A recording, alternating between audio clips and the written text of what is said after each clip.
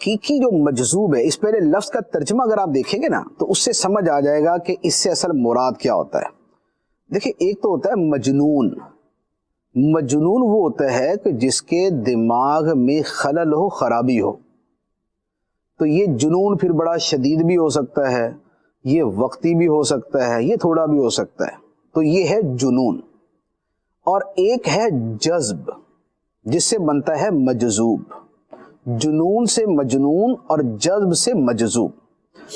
اچھا، جنون کا جو لفظ ہے اس کا مطلب ہی انسان کے دماغ کے اندر خرابی ہے، لیکن جو جذب کا لفظ ہے اس کا مطلب ہوتا ہے کھینچنا، پل کرنا۔ جذب کھینچنا، پل کرنا، عربی کا لفظ۔ اور مجذوب لفظ کا مطلب ہوا کھینچا ہوا، جسے رحمت الہی نے کھینچ لیا یا جسے تجلی الہی نے کھینچ لیا، یہ ہوتا ہے مجذوب۔ اب مجذوب کے ساتھ معاملہ کیا ہوتا ہے کہ وہ اللہ کی طرف متوجہ ہوتا ہے۔ مجذوب اللہ کی طرف متوجہ ہوتا ہے تو اللہ تعالیٰ اس کے سامنے کوئی شے اپنے اسرار میں سے کھول دیتا ہے، یا اپنی تجلیات میں سے کوئی شے اس پر کھول دیتا ہے۔ اب ہوتا یہ ہے کہ انسان کی جو عقل ہے وہ ہے تھوڑی محدود، اور جو اللہ تعالیٰ کی تجلیات ہیں اور جو اس کے اسرار ہیں وہ ہیں بہت بڑے۔ تو اب اگر کسی کی عقل اللہ تعالیٰ نے اتنی مضبوط بنائی ہے، اور یا اس کی عقل کو اس کے پیر کا، اس کے مرشد کا سہارا ہے، تو وہ تو اس تجلی کو برداشت کر لیتا ہے اور اس راز کو دیکھ کر بھی سلامت رہتا ہے، حواس میں رہتا ہے۔ لیکن کچھ لوگ وہ ہوتے ہیں کہ جن کی عقل اتنی مضبوط نہیں ہوتی، جب وہ اسرار دیکھتے ہیں تو نتیجہ یہ ہوتا ہے کہ وہ اس کو برداشت نہیں کر پاتے، ان کی عقل اس کو برداشت نہیں کر پاتی تو پرواز کر جاتی اور عقل زائل ہو جاتی۔ تو اب وہ اسی مشاہدے کے اندر ڈوب جاتا ہے، اسی تجلی کے اندر ڈوب جاتا ہے، اسی راز کے اندر مستغرق ہو جاتا ہے۔ اسے کہا جاتا ہے کہ گویا اسرار الہیہ نے یا سر الہی نے یا تجلی الہی نے اس کی عقل کو کھینچ لیا، تو یہ بندہ مجذوب بن گیا۔ تو یہ ہے بیسیکلی مجذوب کی جو پراپر تعریف ہے، ڈیفینیشن ہے، وہ یہ ہے۔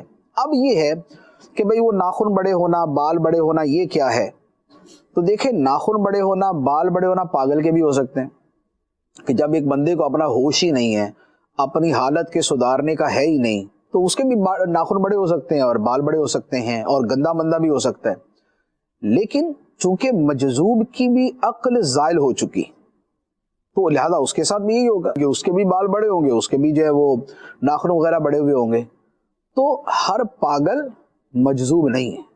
لہذا یہ نہیں ہے کہ کسی کو بھی دیکھا کہ گندا مندہ ہے اور کوڑے پہ بیٹھا ہوا ہے اور جناب الٹی سیدھی ہانک رہا ہے اور چرس پی رہا ہے تو اس کو مجذوب سمجھ کے اس کے پاؤں کے اندر گر پڑے، یہ غلط ہے، یہ باطل ہے۔ جو مجذوب ہوگا اس کا معاملہ مختلف ہوتا ہے۔ اب ہم اپنی طرف سے کسی کو مجذوب بنا دیں اور اپنی طرف سے کسی کو چرسی بنا دیں تو یہ بھی نہیں ہونا چاہیے۔